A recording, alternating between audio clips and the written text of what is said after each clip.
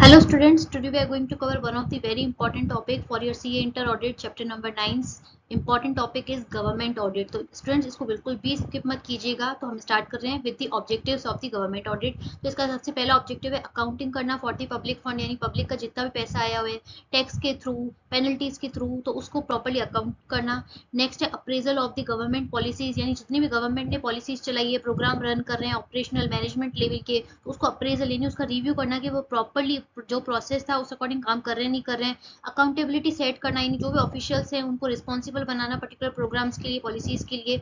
Next है corrective actions. अब obviously बात है, अगर कोई काम हो रहा है उसमें कोई गड़बड़ी पाई जा रही है, जैसे सेकंड नंबर स्टेप वाले में अप्रेजल आफ्टर रिव्यू, अगर लगता है कि कुछ प्रॉपर्ली काम नहीं कर रहा है तो उसके बेसिस पे करेक्टिव एक्शन लेना। तो उसके लिए सुपरवाइजरी लेवल ऑफिसर्स को करेक्टिव मेजर्स लेने के लिए यहाँ पे ऑर्डर करना। तो ये गवर्नमेंट ऑडिट के कुछ ऑब्जेक्टिव्स है। नेक्स्ट हम बात करते हैं स्टूडेंट्स गवर्नमेंट ऑडिट की। जो गवर्नमेंट ऑडिट जो होती है वो C&AG करता है, यानी controller auditor general of India.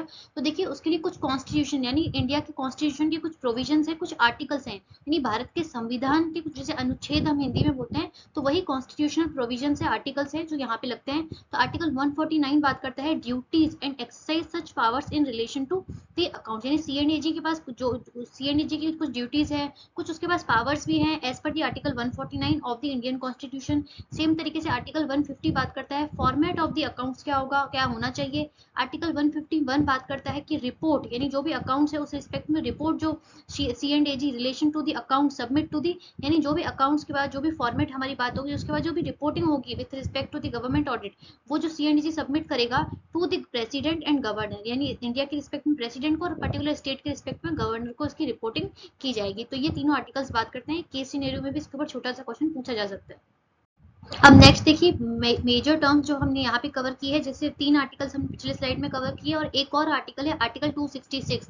ये भी इंडियन कॉन्स्टिट्यूशन यानी भारत के संविधान का ये एक आर्टिकल है। आर्टिकल 266 बात करता है कंसोलिडेटेड फंड ऑफ इंडिया, यानी जो भी फंड्स या जो C&AG है वो इसी फंड के जो प्रॉपर सोर्स है, जो भी इससे पेमेंट जा रहा है तो इसी कंसोलिडेटेड फंड से ही जाएगा। तो ये कंसोलिडेटेड फंड होता क्या है, तो all the revenue received from the direct and indirect taxes, यानी जो भी कंट्री का पैसा है जो टैक्स डायरेक्ट टैक्स से आ रहा है, इनडायरेक्ट टैक्स से आ रहा है, और जितने भी लोन गवर्नमेंट ऑफ इंडिया ने लिए हैं और इसके बाद जो भी गवर्नमेंट ने पहले लोन दिए थे और अब उनका रीपेमेंट आया है तो ये भी रिसीट का सोर्स हो गया। तो ये सारा फंड मिला के कंसोलिडेटेड फंड ऑफ इंडिया में जाता है। तो इस फंड का ऑडिट यहाँ पे C&AG करता है। तो ये आपको इसका मीनिंग बता दिया कि कंसोलिडेटेड फंड क्या होता है, ये आर्टिकल 266 में इसकी डेफिनेशन बताई गई है। नेक्स्ट आपको ये टर्म मिलेगी गवर्नमेंट ऑडिट में, इसको तो बिल्कुल भी स्किप मत कीजिएगा स्टूडेंट्स। इसके ऊपर डायरेक्ट क्वेश्चन भी बन सकता है और केस सिनेरियो में भी इसके ऊपर आपसे पूछा जा सकता है कि मीनिंग ऑफ सब्सटेंशियली फाइनेंस्ड क्या होता है। अब देखिए सब्सटेंशियली फाइनेंस्ड का यहाँ पे मतलब है किस रेफरेंस में आएगा, हम आगे कवर करेंगे। तो समझिए सब्सटेंशियली फाइनेंस का मतलब है majorly financed by the government source, यानी कंसोलिडेटेड फंड में से। तो देखिए where the grant and loan to a body और अथॉरिटी, यानी किसी भी अथॉरिटी को, बॉडी को अगर कोई लोन या ग्रांट की तरह कोई पैसा दिया जाता है from the consolidated fund of India, जो अभी हमने पढ़ा कंसोलिडेटेड फंड में से अगर कोई ग्रांट या लोन दिया जाता है किसी अथॉरिटी को, जो अथॉरिटी किसी स्टेट की, यूनियन टेरिटरी की हो सकती है, लेजिस्लेटिव असेंबली हो सकती है, वो लोन का ग्रांट का अमाउंट कम से कम 25 लाख का होना चाहिए, not less than 25 lakh. And का criteria both must be true. यहाँ दें जो लोन और ग्रांट का अमाउंट है, पहली बात तो कम से कम आपके 25 लाख का होना चाहिए। दूसरी चीज क्या है सब्सटेंशियली फाइनेंस्ड होने के लिए, कि the amount of such grant या लोन, या जो भी इस लोन का ग्रांट का अमाउंट है इज कम से कम, यानी is not less then 75% of the total expenditure of that body और अथॉरिटी, यानी जिस भी पर्टिकुलर अथॉरिटी को वो लोन या ग्रांट दिया गया है उसका जो ये लोन का अमाउंट है उसके कम से कम 75% ऑफ द एक्सपेंडिचर को मीट आउट करता है, यानी उस लोकल बॉडी अथॉरिटी की जो मेजरली एक्सपेंडिचर है इस लोन या ग्रांट के ऊपर डिपेंडेंट है, तब वो बॉडी और जो अथॉरिटी मानी जाएगी substantially financed by the government of India है। तो अब देखिए इसका काम कहाँ आएगा वो हम आगे देखेंगे। Such body and authority shall be deemed for this purpose to be substantially financed by such grant and loan as is the may be. तो ये दो टर्म्स आपको अच्छे से पता होनी चाहिए। अब आगे प्रोसीड करते हैं। अब नेक्स्ट देखिए students legal framework and controller auditor general. अब अपॉइंटमेंट की बात करेंगे C&AG की, तो appointed by the president of India. अब यहाँ पे सिनेरियो में आपको उलझा सकते हैं कि प्राइम मिनिस्टर अपॉइंट करता है या फिर प्रेसिडेंट, तो यहाँ पे ध्यान रखिएगा प्रेसिडेंट ऑफ इंडिया के थ्रू अपॉइंट किया जाता है C&AG। नेक्स्ट रिमूवल की रिस्पेक्ट में बात करें तो C&AG can be removed only when the proven misbehaviour, यानी उसके रिस्पेक्ट में, काम के रिस्पेक्ट में जो मिसबिहेवियर की इनकैपेसिटी की बात कर रहे हैं तो वो प्रूव हो चुका है वो पर्टिकुलर एक्ट, उसके बाद ही रिमूवल हो सकता है। नेक्स्ट यहाँ पे रिमूवल के रिस्पेक्ट में एक और पॉइंट है कि जिस हिसाब से सुप्रीम कोर्ट का जज रिमूव किया जा सकता है, सेम उसी तरीके से CNAG को भी रिमूव कर सकते हैं। अब वो क्या प्रोसेस है, when each house of the parliament decide to do so, यानी हर एक हाउस से दो हाउस होते हैं पार्लियामेंट के, तो अगर दोनों डिसाइड करते हैं कि अगर वो रिमूव करना चाहते हैं CNAG को तो बिल्कुल कर सकते हैं। बट इसके लिए प्रोसेस है majority of not less then 2/3 of the members of the house present and voting, यानी जितने भी मेंबर्स दोनों हाउसेस के प्रेजेंट है, वोट कर रहे हैं, तो कम से कम 2/3 ऑफ द मेंबर्स अगर इस रिस्पेक्ट में, रिमूवल के रिस्पेक्ट में वोटिंग कर रहे हैं, तभी जाके उनको CNAG को रिमूव किया जा सकता है। रेम्यूनरेशन के रिस्पेक्ट में तो जितनी सुप्रीम कोर्ट की जज की सैलरी होती है, तो सेम उतना ही रेम्यूनरेशन यहाँ पे CNAG का होता है। तो स्टूडेंट्स ये तीनों पॉइंट्स बात कर रहे हैं इंडिपेंडेंस के रिस्पेक्ट में, यानी वो इंडिपेंडेंट होकर अपना काम CNAG कर सकते हैं, क्योंकि इसका अपॉइंटमेंट, रिमूवल, रेम्यूनरेशन कुछ भी यहाँ पे बिल्कुल फिक्स्ड है, और इनका रिमूवल भी इतना आसान नहीं है, और उसको प्रेसिडेंट ऑफ इंडिया अपॉइंट करते हैं। तो ये इंडिपेंडेंस की रिस्पेक्ट में बात हो रही है। टेन्योर की बात करें तो इनका फिक्स्ड टेन्योर होता है। अब नेक्स्ट देखिए बात करते हैं यहाँ पे ड्यूटीज, वेरी इंपॉर्टेंट, यहाँ पे डायरेक्ट क्वेश्चन बन सकता है। ड्यूटीज ऑफ द CNAG क्या है, तो general provisions relating to audit, उसको देखना। अब क्या है, to audit and report, to audit and report and to audit and report, इतना तो आपको समझ में आ गया। अब क्या करना, ऑडिट करना और रिपोर्ट करना, किसके बारे में। अब देखिए सबसे पहली बात, all the expenditure from the consolidated fund of India. Obvious ही बात है, जितना भी फंड है पूरी कंट्री के पास, इंडिया के पास, तो कंसोलिडेटेड फंड हमने पिछली स्लाइड में कवर किया हुआ है, तो उसमें से खर्चा कहाँ कहाँ हो रहा है उसको ऑडिट करना CNAG का ड्यूटी है। और second, audit and report on which on the transactions from the union territory state relating to contingency fund public accounts, यानी जितने भी स्टेट के, यूनियन टेरिटरी के एक्सपेंडिचर हो रहे हैं, ट्रांजेक्शन हो रहे हैं रिलेटिंग टू कंटिजेंसी फंड, यानी इमरजेंसी के लिए जो भी उस स्टेट ने, यूनियन टेरिटरी ने फंड बना रखे हैं, पब्लिक अकाउंट्स है, तो उसका ऑडिट करना, उसके ऊपर रिपोर्टिंग करना। To audit and report, third point, on the all trading, manufacturing and profit and loss accounts and the balance sheets other subsidiary accounts, इनके ऊपर are kept in the department for the union territory and state, यानी सब audit करना, report करना, जितनी भी trading, manufacturing, P&L, balance sheet, other subsidiary accounts है, तो उनके ऊपर ऑडिट करना, रिपोर्ट करना। तो ये तो यहाँ पे हो गया जनरल प्रोविजन के रिस्पेक्ट में।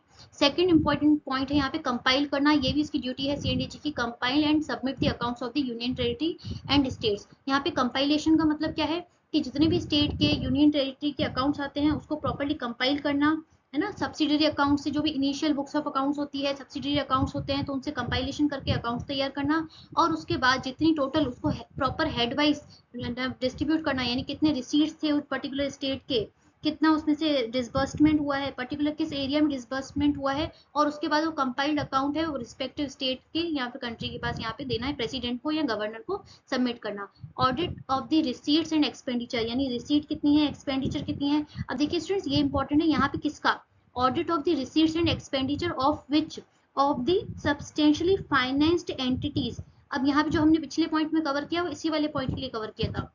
यहाँ पे CNAG की ड्यूटी बनती है कि जितनी भी सब्सटेंशियली फाइनेंस्ड बॉडी और अथॉरिटी है, उसके ट्रांजैक्शंस को ऑडिट करना। सब्सटेंशियली फाइनेंस्ड हमने ऑलरेडी कवर कर रखा है, तो यहाँ पे CNAG की ड्यूटी बनती है। क्यों, क्योंकि वो जो फंड था लोन का, ग्रांट का, वो कंसोलिडेटेड फंड ऑफ इंडिया से गया था, तो उसके रिस्पेक्ट में जिस भी बॉडी को, अथॉरिटी को वो ग्रांट गई है, वो लोन गया है, तो प्रॉपरली वो उसको कहाँ पे डिसबर्स कर रहे हैं, एज पर प्रोविजन ही यूज कर रहे हैं, नहीं कर रहे हैं, तो उसको चेक करना, उसकी एक्टिविटीज को चेक करना, वो यहाँ पे CNAG की ड्यूटी में आ जाता है। ऑडिट नेक्स्ट है audit of the grants and loan, यानी वही जो प्रॉपर्ली ग्रांट गए हैं, अगर किसी स्पेसिफिक पर्पस के लिए यहाँ पे ग्रांट प्रोवाइड करा गया है किसी को भी, स्टेट को, यूटी को, तो वो प्रॉपर्ली उसी पर्पस के लिए यूज हो रहा है कि नहीं, किस प्रोसीजर के थ्रू यहाँ पे ग्रांट इशू की गई थी, वो स्क्रूटनाइज करना प्रोसीजर, अगर उस ग्रांट लोन के साथ कोई कंडीशंस लगाई गई थी तो क्या वो प्रॉपर्ली फुलफिल कर रहे हैं, fulfilment of the conditions are there or not, तो ये CNAG की ड्यूटी बनती है चेक करना। Audit of the receipts of the union territory and the states, यानी क्या उनकी रिसीट्स हैं, आप रिसीट्स के रिस्पेक्ट में सब की सब रिसीट यहाँ पे CNAG को चेक करनी है कि कंसोलिडेटेड फंड ऑफ इंडिया में आ रही है कि नहीं आ रही है, जितनी लेनी बनती थी उस पर्टिकुलर यूटी को या फिर स्टेट को। अब इस रिस्पेक्ट में स्टूडेंट्स आपको एक कीवर्ड ध्यान रखना है, ACA, विथ रिस्पेक्ट टू, यानी असेसमेंट करना, उसका कलेक्शन करना और उसका अलोकेशन करना। जितनी भी रिसीट्स बनती हैं तो उसके रिस्पेक्ट में इफेक्टिव चेक है कि नहीं, effective check on the ACA, यानी रिसीट्स के रिस्पेक्ट में असेसमेंट, कलेक्शन और अलोकेशन उस रिस्पेक्ट में सारा का सारा प्रॉपर हो रहा है कि नहीं हो रहा है, इसके ऊपर इफेक्टिव चेक है कि नहीं, ये CNAG देखेगा। Audit of the accounts, stores and inventory, यानी प्रॉपर इन्वेंट्री ढंग से रखे हुए नहीं रखे हुए, तो इसके रिस्पेक्ट में चेकिंग भी करना यहाँ पे CNAG की ड्यूटी बनती है। Audit of the government company, ये हम आगे भी करेंगे, गवर्नमेंट कंपनी जो भी हमारी कंपनीज एक्ट के अकॉर्डिंग है, और उसके जो भी कॉर्पोरेशन है, तो उनकी एक्टिविटीज की ऑडिट करना भी यहाँ पे CNAG की ड्यूटी बनती है। अब देखिए नेक्स्ट है पावर्स ऑफ द सीएनडीजी। अब पिछली स्लाइड में हमने ड्यूटीज कवर की थी, अभी पावर्स क्या है। तो सबसे पहली पावर इंस्पेक्ट ऑफिस, यानी जितने भी स्टेट के, यूनियन टेरिटरी के जहाँ पे सब्सिडरी और इनिशियल बुक्स ऑफ अकाउंट्स रखी हुई है, तो उन ऑफिस का जाके इंस्पेक्शन करना, यानी जाके देखना। दूसरा यहाँ पे पावर है demand submission of the account, यानी अगर वो जाके इंस्पेक्शन नहीं कर रहे तो डिमांड कर सकते हैं, जो भी उनको books of accounts, relevant papers, document चाहिए, तो वो उनको अपने ऑफिस में यहाँ पे डिमांड कर सकते हैं for the submission of those documents. तीसरा most important, question officials incharge, यानी जितने भी इंचार्ज है स्टेट के, यूटी के, उनसे क्वेश्चनिंग कर सकते हैं, इंट्रोगेशन कर सकते हैं, जो भी उनको जो भी इंफॉर्मेशन चाहिए, ऑब्जर्वेशन कर सकते हैं, request information for the preparing accounts and reports. Next यहाँ पे dispense with the details audit, very important, यानी किसी भी पर्टिकुलर लाइन आइटम के ऊपर अगर उनको डिटेल्ड में ऑडिट करनी है तो उस रिस्पेक्ट में भी वो कर सकते हैं, पावर है सीएनडीजी के पास। Dispense with the detailed audit for certain accounts and transaction and apply limited check as deemed necessary, यानी जहां भी किसी भी पर्टिकुलर लाइन आइटम के ऊपर उनको डिटेल में चेकिंग करनी है तो वो भी उनके पास पावर है, वो बिल्कुल कर सकते हैं। अब नेक्स्ट देखिए expenditure audit, very very important. अब देखिए एक्सपेंडिचर ऑडिट यानी जितने भी एक्सपेंसेस हो रहे हैं उस रिस्पेक्ट में कैसे ऑडिट होगा, सीएनडीजी कैसे ऑडिट करेगा। तो सबसे पहला टाइप है यहाँ पे देखिए स्टैंडर्ड्स होते हैं, तो 5 standards are there.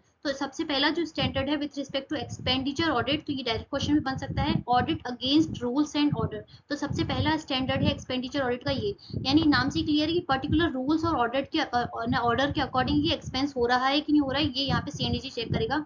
The auditor has to see the expenditure incurred conform, यहाँ पे कन्फर्म नहीं है, कॉन्फॉर्म है। जब आप लिखें तो ध्यान रखिएगा कॉन्फॉर्म, यानी एज पर दी प्रोविजन, जितना भी जिस अकॉर्डिंग होना था उसी अकॉर्डिंग हुआ कि नहीं, उसको बोलते हैं conform. To the relevant provision of the statutory enactment, यानी जो अकॉर्डिंग उसका पॉलिसी थी, जो भी रेगुलेशन था उसी अकॉर्डिंग हो रहा है कि नहीं हो रहा है, फाइनेंशियल रूल्स रेगुलेशंस के हिसाब से खर्चा हो रहा है कि नहीं। And the most important term by the competent authority, यानी जो अथॉरिटी कॉम्पिटेंट थी वो खर्चा करने के लिए, उसी के द्वारा वो खर्चा हुआ है कि नहीं, तो उसको बोलते हैं audit against rules and order. Audit of the sanctions, यानी the auditor has to ensure that each item of the expenditure is covered by sanction. अब जनरल ऑर्डर या स्पेशल ऑर्डर, जनरल यानी विदाउट एनी कंडीशन, और special order यानी order के साथ कुछ condition लगी हुई है, तो उसी पर्टिकुलर सैंक्शनिंग के बाद ही वो खर्चा हो रहा है बाय द कॉम्पिटेंट अथॉरिटी, यानी जो अथॉरिटी जिस लिमिट तक खर्चा सैंक्शन करने के लिए अथॉराइज थी उतना ही हो रहा है कि नहीं हो रहा है। Audit against the provision of the fund, it contemplates that there is a provision, for example यहाँ पे बिल्डिंग के रिनोवेशन कंस्ट्रक्शन के लिए कोई ऑलरेडी प्रोविजन बना हुआ है, तो वो पर्टिकुलर खर्चा उसी प्रोविजन वाले फंड से ही यूज होना चाहिए। The where there is a provision of fund, अगर कोई प्रोविजन बना हुआ है तो खर्चा उसी प्रोविजन से होना चाहिए। And the amount of such expenditure, यानी अगर 10 लाख का अगर कोई प्रोविजन बना हुआ है तो उस 10 लाख से ज्यादा अपोर्शन नहीं होना चाहिए उस खर्चे पे, यह ध्यान में रखना है कि इसको कहते हैं audit against provision of fund. अब property audit, very very important, property audit यहाँ पे मोस्ट इंपॉर्टेंट डायरेक्ट क्वेश्चन बनता है। तो प्रोप्राइटरी ऑडिट का मतलब क्या होता है, proprietary audit to ensure compliance with the general principle of the financial propriety, यानी अगर ये जो फंड है ये गवर्नमेंट का ना होके अपना खुद का पर्सनल मनी होता तो आप किस प्रूडेंस के साथ इसका खर्चा करते। तो यहाँ पे 3 कीवर्ड्स ध्यान रखने हैं कि ऑडिटर को यहाँ पे चेक करना है कि इम्प्रॉपर, अवॉइडेबल, इनएफिशिएंट एक्सपेंडिचर अगर जो हो रहा है तो उसके ऊपर चेक लगाना है। तो यहाँ पे देखिए to ensure compliance with the general principles of the financial property and to bring out, यहाँ पे यही आ गया, इम्प्रॉपर खर्चा है, कोई अवॉइडेबल खर्चा है, भले ही स्टूडेंट्स यहाँ पे क्वेश्चन बन सकता है कि भले ही वो रूल्स अगेंस्ट ऑर्डर था, प्रॉपरली सैंक्शन था, प्रोविजन के अमाउंट में से किया गया था, yet that expenditure was not meant to be, यानी उसकी कोई जरूरत ही नहीं थी, that was not needed at all, improper था, वो इनएफिशिएंट था, है ना, फ्रूक्टस था। तो वो वाला यहाँ पे ऑडिटर को यहाँ पे देखना है, भले ही वो बिल्कुल सारे नॉर्म्स पिछले तीनों नॉर्म्स यहाँ पे फॉलो कर रहा है, as per order, as per sanctioning, against the provisions of the fund, भले ही वो हो लेकिन वो नीडेड ही नहीं था, तो ये ऑडिटर को यहाँ पे चेक करना है। तो इसमें आपको 3 कीवर्ड जरूर लिखने हैं, तो ये ध्यान रखना है। तो ये यहाँ पे conformity with the existing rules and regularity, even though भले ही वो एज पर प्रोविजन हुआ हो लेकिन फिर भी वो नीडेड ही नहीं था, इम्प्रॉपर अवॉइडेबल खर्चा था, उसको कहते हैं प्रॉपर्टी ऑडिट। नेक्स्ट है परफॉर्मेंस ऑडिट। अब देखिए student, performance audit involves the various programme scheme, यानी जो भी स्कीम्स बनी हुई है गवर्नमेंट की, जितने भी प्रोग्राम्स बने हुए हैं वो इफेक्टिवली रन हो रहे हैं कि नहीं हो रहे हैं। तो इसके रिस्पेक्ट में देखिए, this involves that the various programs, scheme and the projects where large financial expenditure has been incurred are being run economically, यानी जो भी प्रोग्राम्स हैं, जो भी फंक्शंस, स्कीम्स यहाँ पे रन कर रही है उससे कुछ बेनिफिट हो रहा है या लॉस में जा रहा है, तो यील्ड यानी उसका रिटर्न क्या आ रहा है, तो वो उसमें ध्यान, ये यहाँ पे ऑडिटर देखेगा, सीएनडीजी देखेगा। तो इसके रिस्पेक्ट में देखिए फुल स्कोप ऑडिट भी बोलते हैं इसको, फुल स्कोप ऑडिट ध्यान से समझिएगा। फुल स्कोप ऑडिट के अलावा इसमें एफिशिएंसी ऑडिट भी आ जाती है, इकोनॉमी ऑडिट भी आ जाती है, इफेक्टिवनेस ऑडिट और एफिशिएंसी कम यहाँ पे परफॉर्मेंस ऑडिट की भी बात आ जाती है परफॉर्मेंस ऑडिट के साथ में। अब नेक्स्ट देखिए ऑडिट ऑफ रिसीट्स हम ऑलरेडी कर चुके हैं कि all the revenues properly assessed हो रही है कि नहीं हो रही है, रियलाइज क्रेडिटेड हो रही है नहीं हो रही है। इस रिस्पेक्ट में effective check on the AC assessment collection proper allocation of the receipts, double refund तो नहीं इशू हो गया है। जिस रिस्पेक्ट में यहाँ पे अगर असेसी से डिमांड कलेक्ट करनी है प्रॉपर्ली कलेक्शन हो रहा है कि नहीं डिमांड का, ये यहाँ पे देखा जाएगा। तो ये यहाँ पे सारा ऑडिट ऑफ रिसीट्स में कवर हो जाएगा। Audit of the stores and inventory के रिस्पेक्ट में जनरल जो भी परचेज के रिस्पेक्ट में ऑडिट का क्राइटेरिया होता है वैसे ही होगा कि सारी रेगुलेशंस गवर्निंग यानी परचेज के अकॉर्डिंग यहाँ पे होनी चाहिए। प्रॉपर्ली रिसीट पे इशू कैसे हो रहा है, कस्टडी यानी इन्वेंट्री रखी कैसे जा रही है, सेल यानी इशू कैसे हो रही है पर्टिकुलर डिपार्टमेंट में, वो सब देखा जाएगा। और कोई डेफिशिएंसी है इस रिस्पेक्ट में क्वांटिटी के रिस्पेक्ट में यानी पर्टिकुलर फिजिकल वेरिफिकेशन से पता चल जाएगा कि बुक्स ऑफ अकाउंट में कितनी क्वांटिटी है वर्सेस एक्चुअल में कितनी है। तो अगर कोई डेफिशिएंसी डिस्क्रिपेंसी मिलती है तो वो यहाँ पे रिपोर्ट होगी। To verify purchase properly sanction, proper sanctioning authority के द्वारा सैंक्शन होने के बाद ही होनी चाहिए। अगर कोई वेंडर्स के साथ एग्रीमेंट है तो प्राइसेस रीजनेबल होने चाहिए, उस एग्रीमेंट के हिसाब से होनी चाहिए। क्वांटिटी के साथ साथ क्वालिटी का भी ध्यान दिया जाएगा। और particular reference to the specified norms for the level of consumption, very important point यहाँ पे लिखना है आपको कि लेवल ऑफ कंजम्पशन के अकॉर्डिंग कितनी क्वांटिटी इन्वेंट्री की होनी चाहिए वर्सेस एक्चुअल में कितनी स्टोर में है। तो ये यहाँ पे सीएनडीजी देखेगा with respect to each state and UT. अब नेक्स्ट देखिए audit of commercial account departmental enterprises के रिस्पेक्ट में audit is undertaken in the same manner as any government department. Next है स्टैट्यूटरी बॉडीज यानी जिनका कोई अलग से एक्ट है, फॉर एग्जांपल एलआईसी, तो इसी रिस्पेक्ट में ऑडिट डिपेंड करती है on the nature and type of the statute, जिस तरीके का स्टैट्यूट गवर्न कर रहा है उस कॉर्पोरेशन के ऊपर। गवर्नमेंट कंपनीज के रिस्पेक्ट में audit is conducted by their own auditor, लेकिन उनका अपॉइंटमेंट सीएनडीएजी करता है। अब देखिए role of the C and AG as per the section 143 of the companies act. तो सबसे पहले यहाँ पे पावर ऑफ द सीएनडीएजी है power to appoint government company auditor, तो गवर्नमेंट कंपनी के ऑडिटर को अपॉइंट करने का पावर सीएनडीजी के पास है। नेक्स्ट है यहाँ पे to conduct supplement auditor and comment as per section 143 subsection 6, यानी जैसे ही वो अपॉइंटेड ऑडिटर सीएनडीजी को एक copy of the audit report भेजेगा after the auditing the accounts of government company, तो सीएनडीजी के पास पावर है to conduct within the 60 days, time limit ध्यान रखिएगा, 60 days from the date of the receipt of the audit report. तो C and AG has right to conduct supplementary audit as per section 143 subsection 6 clause A, और comment भी कर सकता है, comment upon और supplement सच audit report, इस अकॉर्डिंग इसके पास power है। नेक्स्ट है टेस्ट ऑडिट करने की भी पावर है, अगर जहां भी सीएनडीजी को नेसेसरी लगता है तो वो ऑर्डर कर सकते हैं, कॉज कर सकते हैं टेस्ट ऑडिट के लिए to be conducted of the accounts of such company, government company के अकाउंट्स के ऊपर टेस्ट ऑडिट वो कंडक्ट कर सकते हैं। अगर सीएनडीजी को नेसेसरी लगता है तो वो पर्टिकुलर गवर्नमेंट कंपनी का जो भी ऑडिटर उन्होंने अपॉइंट किया है तो उनको आगे वो डायरेक्ट कर सकते हैं, डायरेक्शन फॉर दी कंपनी किस अकॉर्डिंग उस कंपनी गवर्नमेंट कंपनी के अकाउंट्स को ऑडिट किया जाना चाहिए, तो अपॉइंटेड ऑडिटर को यहाँ पे डायरेक्शन भी दे सकते हैं। तो ये 3 पावर है यहाँ पे as per section 143 of the companies act to the C and AG. तो स्टूडेंट्स ये था हमारा गवर्नमेंट ऑडिट का topic, one of the very important topic for your for your chapter number 9 C inter audit, तो इसको स्किप मत कीजिएगा। For more such content please like and subscribe our channel. Thank you so much.